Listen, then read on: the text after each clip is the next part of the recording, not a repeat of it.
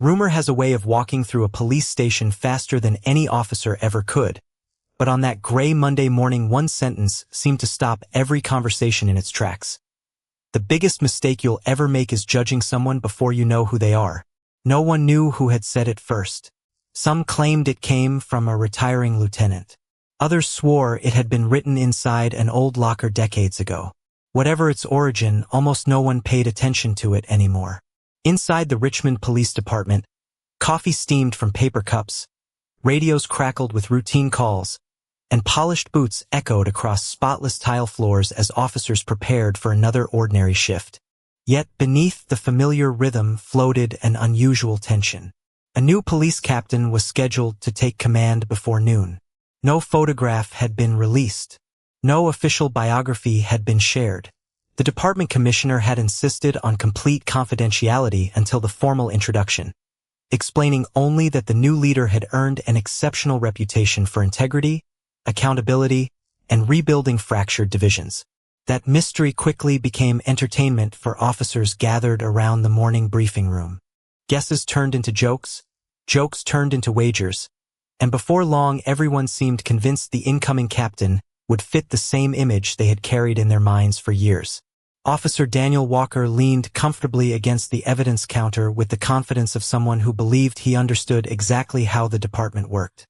He wore his badge proudly and smiled whenever another officer laughed at one of his sarcastic remarks. "Whoever they send," he said with a shrug, "they'll learn pretty fast who's really keeping this place running." Several officers chuckled while others exchanged uneasy looks, choosing silence over disagreement. At exactly 8:17 a.m., the front doors opened quietly. A woman stepped inside wearing a simple navy blazer, carrying a worn leather portfolio instead of a briefcase. Her natural curls framed a calm face untouched by the nervousness many visitors showed when entering a police station. She paused for only a moment, studying the lobby with patient eyes that noticed everything without appearing to stare at anyone. Her name was Naomi Brooks, though no one around her recognized it yet. She approached the reception desk with a polite smile and asked if someone could direct her to the commissioner's office. Before the receptionist could answer, Daniel glanced toward her from across the room. His expression shifted almost instantly from casual curiosity to quiet suspicion. Without asking a single question, he convinced himself that she did not belong there. He watched her every movement, searching for a reason to intervene. Around him, conversations slowly faded as more officers noticed the unfamiliar visitor standing alone beneath the department seal mounted high on the wall. Naomi remained composed, unaware that nearly every pair of eyes had settled on her.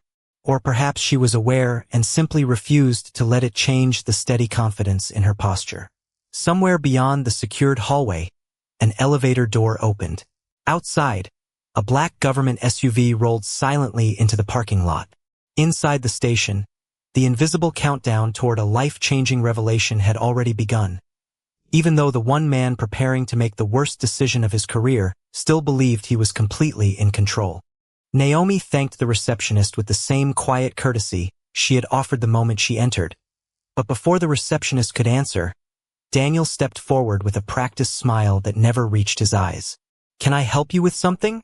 he asked, folding his arms as though he already knew the answer. Naomi met his gaze without hesitation. "I have an appointment with the police commissioner this morning." Daniel glanced at the simple portfolio in her hand and then back at her face, measuring her against assumptions he had formed within seconds. "Do you have identification?" he asked. Naomi nodded calmly. "I do." She reached toward her portfolio, but Daniel raised a hand before she could open it. "Actually, wait right there." His voice carried across the lobby, drawing attention from officers who had quietly returned to their conversations. One by one they stopped again, sensing that something interesting was unfolding. Daniel walked behind the reception counter, exchanged a few whispered words with another officer, then returned with an expression that suggested he had already made up his mind. "We have had several unauthorized visitors recently," he explained loudly enough for everyone nearby to hear.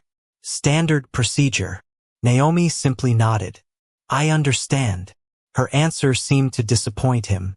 He had expected frustration, perhaps even an argument. Instead, she stood with remarkable patience, her posture relaxed, her expression impossible to read. Around them, officers exchanged curious glances. Some watched openly while others pretended to organize paperwork without taking their eyes off the scene. Daniel circled slowly, studying the portfolio she carried. "Mind if I take a look?" he asked. Naomi handed it to him without resistance. He opened it carefully, flipping through neatly organized folders, legal pads, and sealed envelopes. Nothing appeared unusual. Yet instead of ending the inspection, Daniel quietly slipped one small evidence envelope from the counter beside him beneath the stack of papers before closing the portfolio again. The movement lasted barely a second, hidden behind the folder cover and unnoticed by nearly everyone in the room. Almost unnoticed. A young dispatcher standing near the communications desk frowned slightly, uncertain whether she had really seen what she thought she saw. Daniel placed the portfolio back into Naomi's hands and took a slow step backward. "Interesting," he said. "Would you mind opening it again?" Naomi looked directly at him. Of course. She unlatched the portfolio, revealing the contents exactly as he had left them. Daniel reached inside himself and lifted the sealed evidence envelope between two fingers. Gasps rippled softly through the lobby. "Well," he announced, "this definitely should not be here." Several officers moved closer. Others exchanged uneasy looks without speaking. Naomi lowered her eyes briefly to the envelope before looking back at Daniel. There was no panic, no raised voice, no desperate explanation. She simply asked, "Are you certain that is where it belongs?" The question caught him off guard for only an instant before confidence returned to his face. "That is department evidence," he replied firmly. "It does not leave secured storage unless authorized." Naomi gave a slow nod, almost as if she were making a quiet mental note rather than defending herself. Above the lobby entrance, the security cameras continued recording every expression, every movement, and every word. Outside, the black government SUV came to a gentle stop beneath the American flag. While inside the station, no one noticed the elevator indicator silently descending toward the first floor. The silence inside the lobby grew heavier than anyone expected. The evidence envelope rested in Daniel Walker's hand as though it answered every question before they could even be asked. A few officers exchanged satisfied smiles, convinced they had just witnessed an open and shut case. Others shifted uneasily, sensing that something about the moment did not feel right. Naomi Brooks remained exactly where she stood, her shoulders relaxed and her breathing steady. She neither protested nor pleaded. Instead, she looked directly at Daniel with a calm expression that seemed strangely out of place for someone facing such a public accusation. "May I ask you one question, officer?" she said in a voice so composed that several people instinctively leaned closer to hear. Daniel nodded with quiet confidence. "Go ahead." Naomi tilted her head slightly. "Before you found that envelope, did you ever lose sight of my portfolio?" Daniel answered immediately. "No." His response came too quickly, almost rehearsed. Naomi simply acknowledged the answer with a small nod. "Thank you." That was all she said. No explanation, no complaint, no attempt to defend herself. Her restraint puzzled the young dispatcher who had watched Daniel move around the reception counter only moments earlier. She replayed the scene again and again in her mind, trying to decide whether her eyes had deceived her. Nearby, Sergeant Michael Harris quietly observed the growing crowd from the hallway. A veteran with nearly 25 years on the force, he had learned that the loudest voices were not always the most trustworthy. He noticed the unusual calm in Naomi's posture and compared it with Daniel's increasing eagerness to control every conversation. Something felt backwards.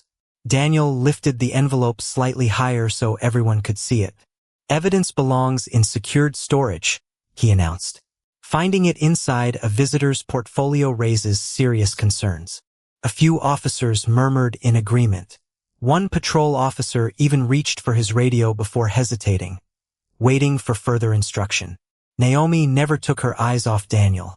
She quietly looked toward the security cameras mounted above the reception area before allowing her gaze to drift across the lobby. She noticed every face, every reaction, every person who laughed, every person who looked away, every person who seemed uncomfortable but remained silent. Years of leadership had taught her that moments like these revealed far more about an organization than any performance review ever could. Outside the station, the black government SUV remained parked with its engine now switched off. Two professionally dressed officials stepped onto the sidewalk without rushing. They exchanged a few quiet words before walking toward the entrance with measured confidence. Inside, no one noticed them yet. Daniel seemed almost energized by the attention surrounding him. "Until we sort this out," he said firmly, "I am going to need you to stay exactly where you are." Naomi answered with the same remarkable composure she had maintained since arriving.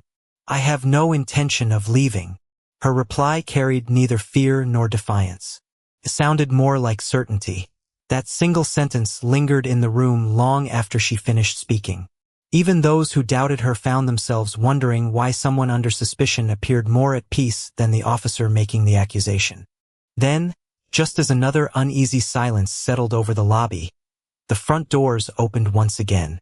The quiet sound echoed through the station, and nearly every head turned toward the entrance, unaware that the next few minutes would permanently change careers, reputations, and the future of the entire department. The two officials who entered the station carried themselves with the quiet confidence of people who never needed to announce their authority. Their tailored suits and polished shoes stood out against the sea of uniforms, yet neither of them hurried. They paused briefly at the reception desk, exchanged a few calm words with the receptionist, and glanced toward the growing crowd gathered in the center of the lobby. Daniel Walker noticed them immediately but barely gave them a second thought. His attention remained fixed on Naomi Brooks, convinced he had already established control of the situation. "You arrived on an interesting morning," he remarked with a satisfied smile. "Unfortunately, department policy requires us to resolve this matter before anyone goes upstairs." Naomi answered with the same measured tone she had used from the beginning. "I appreciate your commitment to procedure." Her response seemed almost unexpected, leaving Daniel with nothing to argue against. The officials quietly observed without interrupting. One of them, a gray-haired man carrying a slim leather folder, looked briefly toward the ceiling-mounted security cameras before making a discreet note. Sergeant Michael Harris noticed the gesture and felt the uneasy weight in his stomach grow heavier. Years of experience had taught him that observers rarely took notes unless they expected those notes to matter later. Around the lobby, conversations had completely stopped. Dispatchers glanced through office windows. Detectives emerging from the hallway slowed their pace. Even civilian employees lingered near their desks, sensing that something significant was unfolding. Daniel lifted the evidence envelope once more. "For everyone's benefit," he announced, this envelope was discovered inside her personal portfolio during a routine inspection. Naomi looked toward him with calm curiosity. "Would you mind explaining which part of the inspection required you to handle my belongings before allowing me to identify myself?" The question landed softly, but its effect spread through the room like a ripple across still water. Daniel hesitated for barely a heartbeat before replying. "Officer safety and department security." Naomi nodded thoughtfully. "I understand." Again she offered no argument, no accusation, no emotional reaction. Her patience unsettled more people than anger ever could have. The young dispatcher quietly glanced toward Sergeant Harris, hoping someone with more authority would step in. Harris remained silent, still watching every detail unfold. The gray-haired official slowly closed his folder and looked at his colleague. Neither spoke. Their silence suggested they were waiting for something very specific. Daniel, encouraged by the attention surrounding him, continued speaking. "We cannot allow exceptions simply because someone claims to have an appointment." Naomi answered almost gently. "I completely agree. Standards should apply equally to everyone." Several officers exchanged puzzled looks. They expected resistance, yet every answer she gave reinforced the very principles Daniel claimed to defend. The difference was that her words carried quiet conviction instead of pride. Then Naomi lifted her eyes toward the department seal mounted above the reception desk. Beneath it hung a bronze plaque engraved with the department's guiding words: integrity, service, accountability. She read each word slowly before returning her attention to the room. "Those are meaningful promises," she said softly. "They deserve to be protected every single day." The gray-haired official finally took one deliberate step forward, his polished shoes echoing across the silent lobby. At almost the same moment, the elevator doors at the far end of the hallway opened with a gentle chime. Every conversation disappeared. Every eye shifted toward the hallway. Even Daniel lowered the evidence envelope slightly, unaware that the carefully constructed story he believed everyone accepted was only seconds away from colliding with a truth that had already been walking toward him since the moment Naomi entered the building. The elevator doors slid open with quiet precision, and Police Commissioner Robert Ellison stepped into the lobby surrounded by two senior officials from Internal Affairs. Their arrival changed the atmosphere instantly, though not in the way most people expected. Officers straightened their uniforms. Conversations disappeared. Even the ringing telephones seemed less important as every eye followed the commissioner walking calmly across the polished floor. Daniel Walker quickly placed the evidence envelope on the reception counter and stood a little taller, convinced he had demonstrated exactly the kind of vigilance department leadership wanted to see. Commissioner Ellison acknowledged several officers with a polite nod before his attention settled on the scene unfolding in the center of the lobby. His expression remained unreadable. "Good morning," he said evenly. "It appears something has delayed our schedule." Daniel stepped forward confidently. "Commissioner, we intercepted a visitor attempting to enter the building with secured evidence inside her portfolio. We are following department protocol." Ellison looked briefly toward the envelope before turning his eyes to Naomi Brooks. She stood exactly where she had been from the beginning, composed and patient, showing neither frustration nor relief at the commissioner's arrival. For a brief moment, the commissioner simply studied her expression. Then he asked a question that surprised everyone. "Has anyone reviewed the security footage?" The lobby became perfectly still. Daniel answered quickly, "That will not be necessary. The evidence was discovered during inspection." The commissioner remained silent for several seconds before looking toward the gray-haired Internal Affairs official standing beside him. The official opened his leather folder and quietly removed a tablet computer. Without speaking, he tapped the screen a few times before glancing toward the security cameras mounted above the reception desk. Sergeant Michael Harris noticed the exchange immediately. His instincts told him the situation had already moved beyond a simple misunderstanding. Naomi continued observing every reaction around her.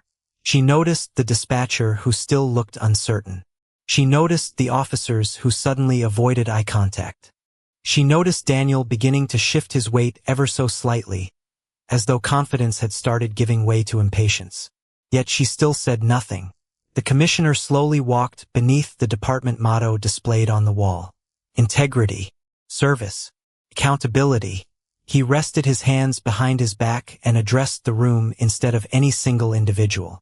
The character of an organization is not measured when everything goes according to plan. It is measured when people believe no one important is watching. Several officers lowered their eyes. Daniel forced a polite smile. "Commissioner, we simply acted to protect department property." Ellison nodded once. "That is exactly why every detail matters." At that moment, one of the Internal Affairs officials quietly received a message through an earpiece. He leaned toward the commissioner and whispered only a few words. The commissioner gave a small nod before looking directly at Naomi for the first time since entering the lobby. Their eyes met for barely a second, yet something passed silently between them that no one else seemed to understand. Daniel noticed the brief exchange but dismissed it as coincidence. He still believed the morning belonged to him. What he did not know was that the security recordings from every camera in the lobby had already been preserved, the timestamps verified, and every movement from the moment Naomi entered the station was now waiting to be reviewed. Without realizing it, he had spent the last several minutes building the strongest case against the one person he believed he had already defeated, while the real story had quietly begun writing itself from the very first second the station doors had opened. Commissioner Robert Ellison slowly stepped away from the reception desk and looked across the crowded lobby, with the calm confidence of a leader who already knew far more than anyone else in the room. No one spoke. Even the officers who had quietly supported Daniel Walker only moments earlier now waited for the commissioner to decide what would happen next. The gray-haired internal affairs official held the tablet at his side without opening it again. It was almost as if the answers were already there, waiting for the proper moment. Ellison glanced toward the large clock hanging above the lobby entrance before speaking. 8:30 sharp, he said quietly. Right on schedule.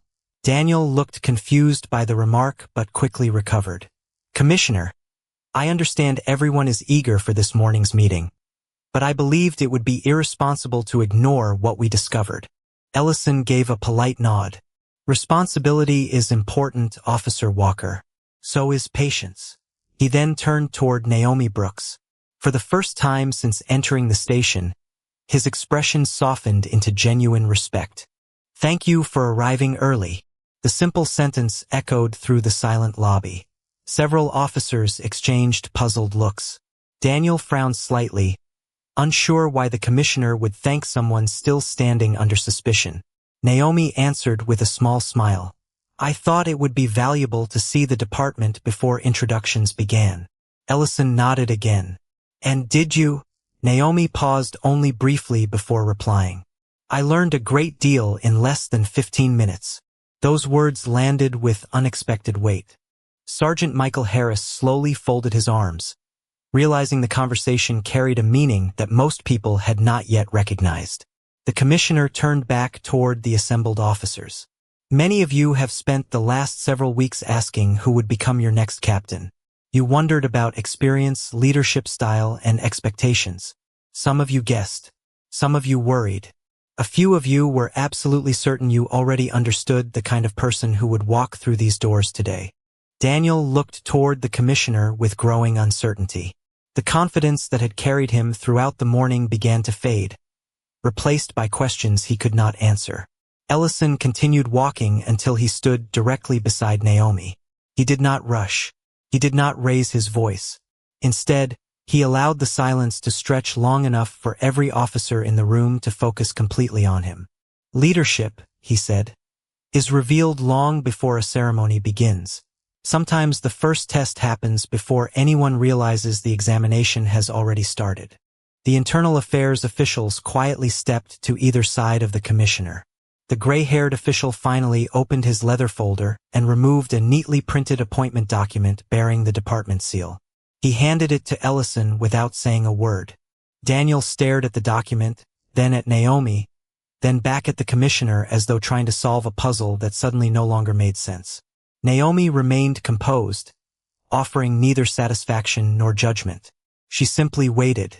Commissioner Ellison looked around the lobby one final time before speaking with unmistakable clarity. Ladies and gentlemen, I would like you to welcome the newest commanding officer of the Richmond Police Department. He turned toward Naomi with a respectful smile. Police Captain Naomi Brooks. For one breathtaking moment the station seemed to forget how to breathe. No radios interrupted the silence. No phones rang loudly enough to break it.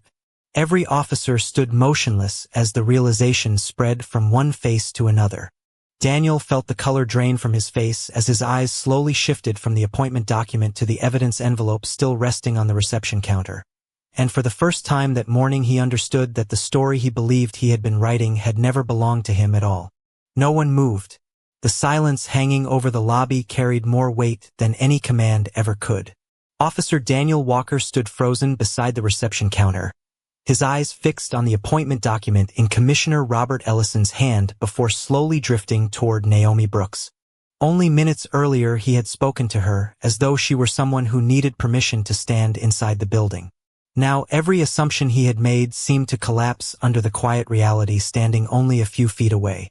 Naomi accepted the commissioner's handshake with calm professionalism before turning to face the officers gathered around her. There was no triumphant smile.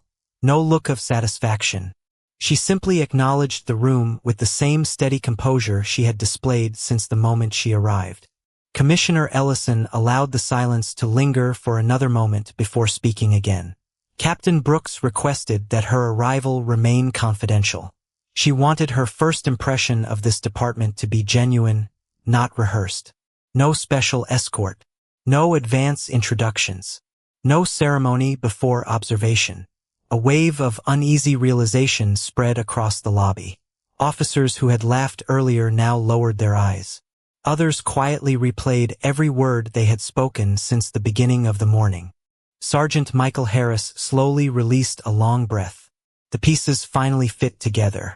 This had never been an ordinary arrival. It had been an opportunity for the department to reveal its own character. The gray-haired internal affairs official stepped forward holding the tablet that had remained untouched for several minutes. Captain Brooks also requested that the security recordings remain uninterrupted from the moment she entered the station. He explained calmly. Every camera in this lobby has been recording continuously. Every timestamp has been verified. Every interaction has been preserved exactly as it occurred. Daniel felt his stomach tighten. His confident posture disappeared as memory rushed back with uncomfortable clarity. He remembered stepping behind the reception counter. He remembered placing the evidence envelope where he believed no one would notice. At the time, it had seemed like a clever shortcut to prove a point he had already convinced himself was true.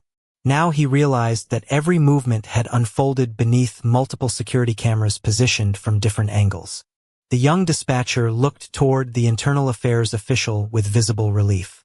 She had questioned her own memory only moments earlier. Now she understood that she had not imagined what she saw. Commissioner Ellison turned toward Daniel, his voice remaining calm and measured. Officer Walker, before we continue, is there anything you would like to clarify regarding your interaction with Captain Brooks? Daniel opened his mouth, but no words came. For the first time in years, he found himself without an explanation that sounded believable, even to himself. Naomi finally spoke, her voice carrying neither anger nor accusation. Truth does not become stronger when people argue about it. It simply waits until everyone is ready to see it. Her words settled over the room with quiet dignity. No one interrupted her. No one looked away. In that moment, many officers realized the lesson unfolding before them had very little to do with rank and everything to do with integrity. Commissioner Ellison nodded once toward the internal affairs team. The gray-haired official touched the tablet screen, preparing to display the lobby footage for everyone present.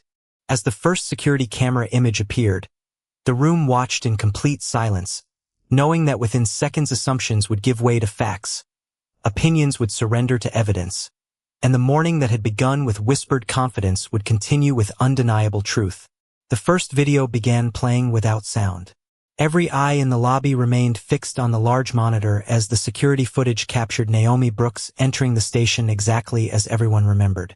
She walked through the front doors carrying nothing more than her leather portfolio, paused briefly to observe the lobby, and approached the reception desk with calm professionalism. The timestamp in the corner confirmed every second. The internal affairs official advanced the recording slowly. Daniel Walker appeared on screen approaching Naomi with measured confidence. His conversation unfolded exactly as it had only minutes earlier, but watching it from above revealed details no one standing in the lobby had fully noticed. The camera nearest the reception counter showed Daniel stepping behind the desk while Naomi remained several feet away speaking politely with the receptionist. A second camera from the opposite corner captured his right hand, reaching toward the secured counter, where the evidence envelope had been resting before he casually slipped it beneath a stack of folders moments before returning the portfolio to Naomi. The room became perfectly silent. There was no room for interpretation. Every movement appeared from multiple angles with matching timestamps. The young dispatcher quietly lowered her head, relieved that her memory had been correct. Sergeant Michael Harris closed his eyes for a brief moment before opening them again, disappointment replacing uncertainty. Commissioner Robert Ellison watched without interrupting until the final frame stopped on Daniel removing the same envelope from Naomi's portfolio while announcing its discovery. The commissioner looked around the room before speaking. Facts do not raise their voices. They simply remain where they have always been. No one argued. No one questioned the recording. Daniel stared at the frozen image on the monitor as though seeing it for the first time himself. The confidence that had shaped every decision he made that morning had disappeared completely. Internal Affairs quietly documented the evidence while another official collected the envelope using standard chain of custody procedures. Everything happened calmly, professionally, and without unnecessary spectacle. Naomi remained exactly where she stood, saying nothing until Commissioner Ellison turned toward her. "Captain Brooks, would you like to address the department?" She paused thoughtfully before answering. "Not yet." Her response surprised nearly everyone. She continued in the same calm voice. "Today is not about embarrassment. It is about accountability. Every organization faces moments that reveal its culture. What matters is whether people choose to learn from those moments." Several officers slowly nodded. Others appeared deeply reflective, replaying their own silence during the morning's events. Naomi looked across the lobby, meeting the eyes of officers who had watched without speaking, those who had quietly questioned what they were seeing, and those who had accepted appearances without asking a single question. "Integrity begins long before someone important enters the room," she said. "It begins when you believe nobody will ever review your choices." Her words settled over the department with quiet force. Commissioner Ellison then informed Daniel that Internal Affairs would conduct a formal administrative review based on the documented evidence and department policy. There were no raised voices, no dramatic confrontation, and no celebration. The consequences would follow established procedures, exactly as every officer had sworn to uphold. As the monitor faded to black, the lobby felt different from the place it had been less than an hour earlier. The building itself had not changed, but the people inside understood that one ordinary morning had exposed far more than a single mistake. It had revealed how easily assumptions could replace fairness, and how power meant very little when measured against the simple, undeniable weight of the truth. The formal meeting began only after the lobby had returned to a quiet, thoughtful calm. Officers filled the briefing room with very different expressions from the ones they had worn less than an hour earlier. The laughter was gone. The whispered assumptions had disappeared. In their place stood reflection, humility, and an understanding that every badge represented far more than authority. Commissioner Robert Ellison welcomed Captain Naomi Brooks to the front of the room, where the department flag stood beside the American flag beneath the words that had guided generations of officers. Integrity, service, accountability. Naomi looked across the room without rushing to speak. She recognized faces that had remained silent, faces that had quietly questioned what they witnessed, and faces that now carried sincere regret. When she finally spoke, her voice remained calm, measured, and impossible to ignore. "This morning was never designed to test who knew my title," she began. "It was designed to reveal how people treat someone when they believe that person has no power."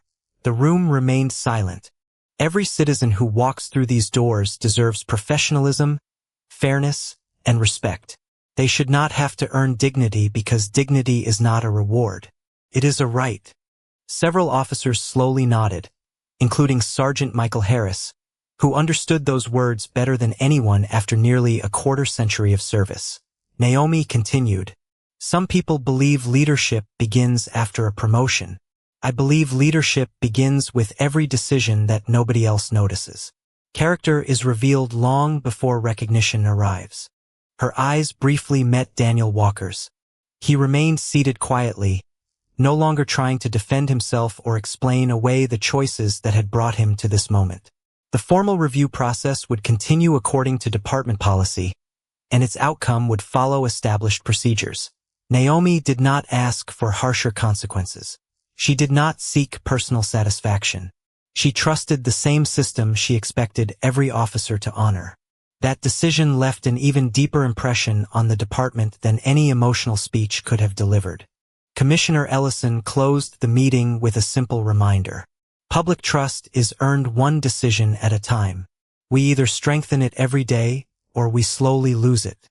As officers quietly returned to their assignments, the atmosphere throughout the station felt unmistakably different.